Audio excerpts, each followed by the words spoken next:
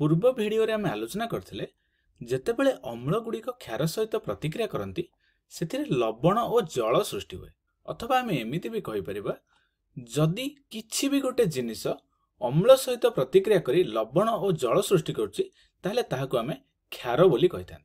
पुनश्च जदि किछि भी गोटे जिनिस क्षार सहित प्रतिक्रिया करी लवण और जल सृष्टि करुच्ची आम अम्ल बोली कही था।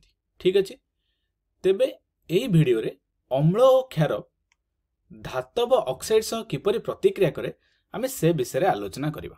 ओके तेबे एहा को बुझिया पई मु किछि उदाहरण नउछि जेमिति कि प्रथमे मु मैग्नीशियम ऑक्साइड को जेतेबेले हाइड्रोक्लोरिक एसिड सहित प्रतिक्रिया करउछि सेतेबेले मते कोन मिलुछि ना मैग्नीशियम क्लोराइड एवं जल।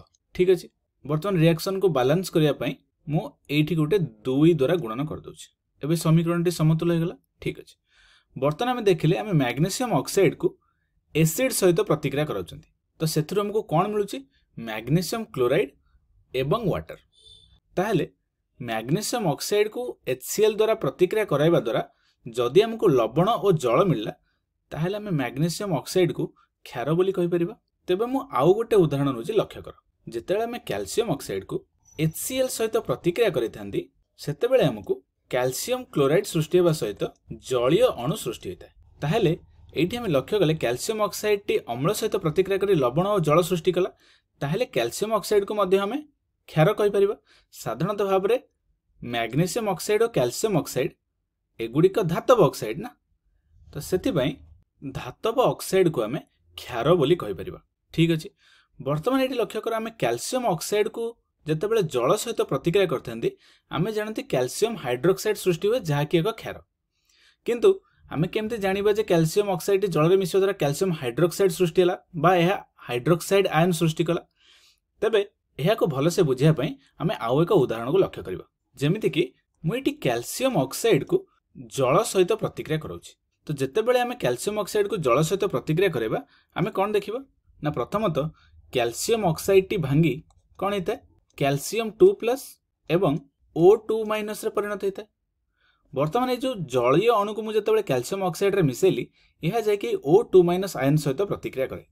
ठीक अच्छे बर्तमान जो यही दुईटी को आम मिसेक देखा तो यही दुईटी को आम कौन कहीपर OH- बा एमती कहीपर 2OH- तो आम देखिले जे कैल्शियम ऑक्साइड जिते जल सहित प्रतिक्रिया कर द्रवण में हाइड्रोक्साइड आयन मात्रा बढ़ी जाऊँगी ताहले आम कैल्शियम ऑक्साइड को क्षार बोली कहि परिबा। ठीक अछि तेबे यह क्षार कि नाही ताको भलसे जाने पे तुमे भिडियोटी को लक्ष्य कर। एठी मु किछि कैल्शियम ऑक्साइड को जल सहित मिसाई कि नेछि एवं जेतेबेले मु एथरे गोटे लिटमस पेपर टाको बुडौछि लिटमस पेपर रो रंग नाली रंग नील रंग रे परिणत होछि।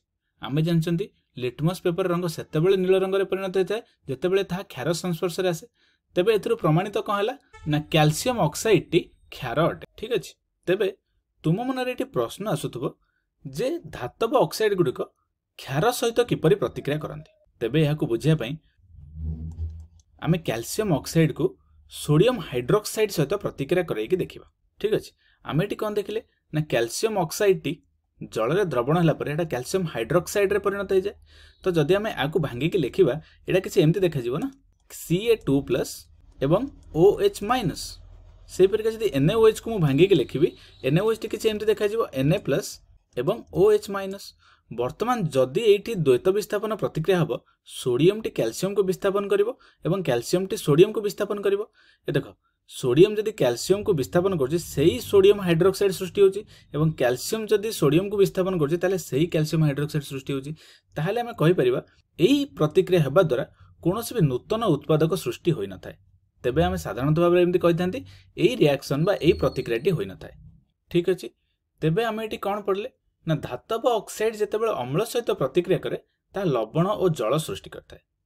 तेबे धातव ऑक्साइड को आम क्षार बोली कही था कहीं आम प्रथमे पढ़ले अम्ल सहित जेकोसी जिनिस प्रतिक्रिया करी जदि लवण और जल सृष्टि करे ताहाको आम क्षार बोली कही था। ठीक अच्छे किंतु साधारणतः धातव ऑक्साइड गुड़िक जितेबाला क्षार सहित प्रतिक्रिया करते एथिरे कोनोसी नूतन उत्पादक सृष्टि होई न थाए। आम एटी साधारणतः लिखिबार अर्थ कौन ना एथिरे किछि व्यतिक्रम देखा जाए। कौन व्यतिक्रम ना जेतेबेले आलुमिनियम ऑक्साइड और जिंक ऑक्साइड परि धातव ऑक्साइड गुड़िक क्षार सहित प्रतिक्रिया करिथांती एमाने मध्य लवण और जल सृष्टि करथांती एवं एई ऑक्साइड गुड़िक आमे आम्फोटेरिक ऑक्साइड बोली कहिथांती। किंतु आम्फोटेरिक ऑक्साइड कौन से विषय आमे एक अन्य वीडियो रे आलोचना करबा। ठीक अछि, तेबे आमे एटी कहि परिबा जे धातव ऑक्साइड गुड़िक क्षार अटंती जेतेबेले यह अम्ल सहित प्रतिक्रिया करंती एमाने लवण और जल सृष्टि करथांती।